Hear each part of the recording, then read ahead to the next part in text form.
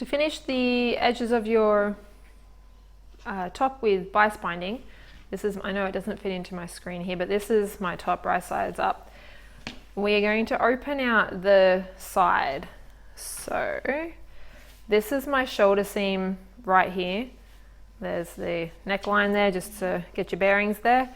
So we're going to finish this entire edge along here, straight through the shoulder seam and down the side edge of the back piece all in one go with bias binding before we sew the edges together. Now, if you're using if you're making your own bias binding rather, you want to just press the binding over so that the top side or one side is marginally shorter than the side below it. I hope you can see the different colors coming through on this one. And if you're using, oh, there you go, you can see that. So this is bias binding I've made myself.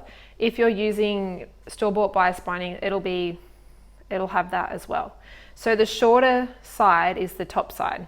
So starting at one lower edge of your side seam, just open the double fold bias binding, and you want to put your fabric right in so that the edge of the fabric sits in the fold, the end fold of that binding. And you're going to edge stitch just along the edge of this binding all the way over. I don't pin this because being that it's bias binding, it can stretch a little bit.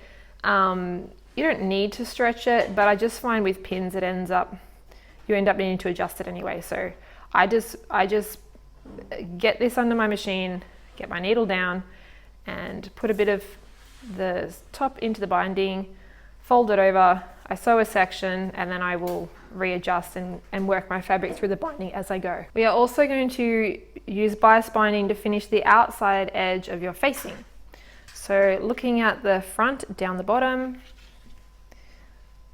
this edge here.